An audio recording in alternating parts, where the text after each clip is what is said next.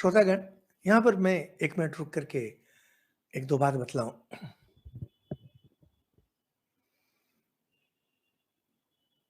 कहीं पर मैंने एक पंक्ति पढ़ी थी बहुत पहले, तो पंक्ति तो याद नहीं, लेकिन पंक्ति का आशय याद है।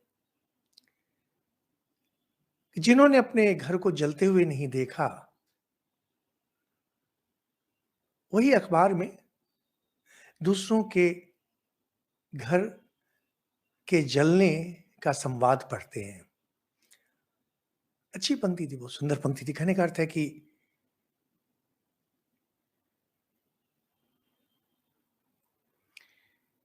हम लोग जिस चीज़ को चटखारे लेकर पढ़ते हैं, जिस जिस समाचार को आप पढ़ते होंगे, मैं भी पढ़ता हूँ। पढ़ता हूँ कभी कोई राजनीतिक नेता दल बदलू हो गया, पलटू राम, पढ़ के हँसी आती है, क्योंकि हमने कभी पलटी नहीं खाई है, इसलिए हमें हँसी आती है। लेकिन कल को अगर हमारी अब परिस्थिति हो जाए कि मुझे पलटी खानी पड़े, तो समाचार मैं नहीं पढ़ूँगा। जिन्होंने अपने घर को जलते हुए देखा है, वे दूसरों के जलते हुए घर का संवाद नहीं पढ़ना चाहते, नहीं सुनना चाहते, क्योंकि उनके अंदर वो दर्द जागृत हो जाता है।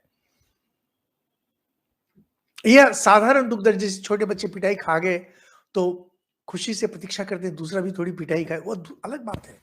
यह बिल्कुल अलग बात है। जहां पर कि जीवन संशय हो जाता है। अगर आपके घर की बहू बिटिया पर कोई शील हानि करे, बलात्कार करे, आप कभी समाचार पत्र में फिर किसी के बारे में पढ़ना नहीं चाहेंगे, कभी नहीं पढ़ेंगे। आप करके देखिए, आपके जीवन में जो हादसा हुआ है, आप सोचिए क्या हादसा हुआ है।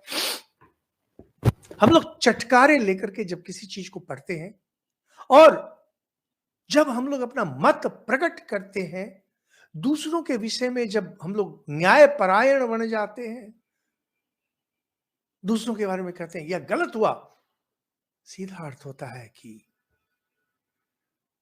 आप अभी तक उस परिस्थिति से नहीं गुजरे हैं। एक बार उस परिस्थिति से गुजर जाए, ये जो बड़ी-बड़ी हाँकते हैं, ये हाँकना बंद हो जाएगा। अभी मैं देख रहा हूँ, वाल्मीकि रामायण हमारे हिंदी भाषी लोग कुछ-कुछ देखते हैं, उटपटांग सब अपना मत प्रकट करते रहते हैं। कुछ पढ़ाई तो की नहीं है इन्होंने।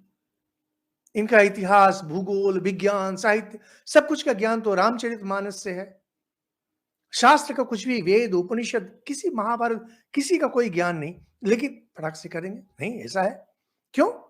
क्योंकि तुलसीदास जी ने ऐसा लिखा है। इतना आसान नहीं है। जीवन आसान नहीं है। अगर महाभारत का अध्ययन करें, गीता प्रेस बहुत सस्ते में उपलब्ध कराता है। पढ़िए, देखिए कैसे धर्म संकट लगा हुआ है। इंद्रजीत को लग रहा है वह सही कर रहा है, विभीषण को लग रहा है वह सही कर रहा है। हम लोग जब आज मेघनाद को गलत समझते हैं, हम लोग जब विभीषण को लोग सही समझते हैं, हम लोग यह नहीं समझते हैं कि हम लोग के पास एक साफ सुथरी छवि दी गई है, और हम लोग का जीवन, हम लोग का सामाजिक जीवन इस तरह से साफ सुथरे तरीके से नहीं चलता है। जीवन अत्यंत विषम है। भारत भारत एक अति सुंदर देश है। हमारी सभ्यता अति साफ सुथरी सभ्यता है। यहां पर बहुत सारी चीजें हैं जो दूसरों को शायद ठीक नहीं लगे, लेकिन उन्हें पर्दे के पीछे ही रखा जाता था। विवाहेतर संबंध, एक्स्ट्रा मैरिटल रिलेशन भारत में था, हमेशा ही था, लेकिन उसके बारे में लोग बाहर में बात नहीं करते थे। इस तरह की और भी 10 तरह की बातें तो बाहर में बात नहीं करते थे, क्योंकि बेकार इसको बढ़ाना नहीं चाहिए, कोई अच्छी बात तो है नहीं। लेकिन समाचार पत्र वाले दिन भर इसको उछालते रहते हैं, क्योंकि समाचार पत्र की बिक्री बढ़ती है। और जिनको उस हादसे से, उस दर्द से गुजरना पड़ा, वे कभी दूसरों के समाचार को चटखारे लेकर नहीं पढ़ेंगे। हमारे हिंदी के सर्वश्रेष्ठ लेखक प्रेमचंद जी, उनकी एक बहुत सुंदर कहानी है। मैं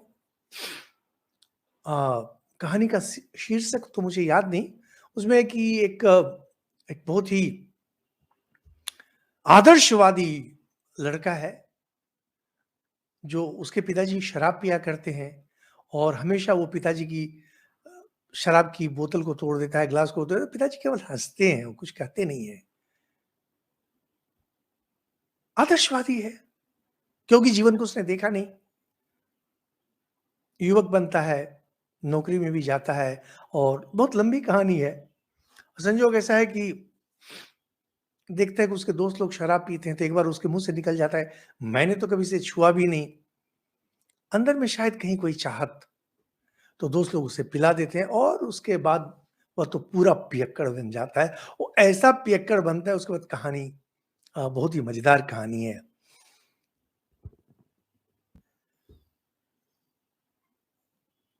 आदर्शवादी हम लोग तभी तक हैं जब तक कि आदर्शच्युत होने का मौका नहीं मिला। आदर्शच्युत होने की परिस्थिति में हम नहीं पड़े।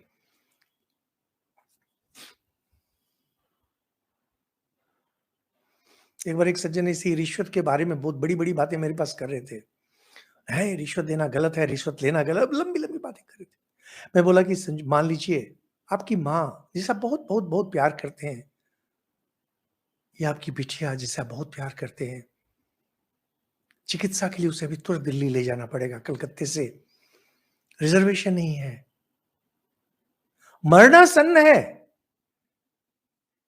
केवल उसे रेलगाड़ी में चढ़ा दीजिए बस, कुछ घंटे की बात है, उसके बाद उसे डॉक्टर देख लेंगे।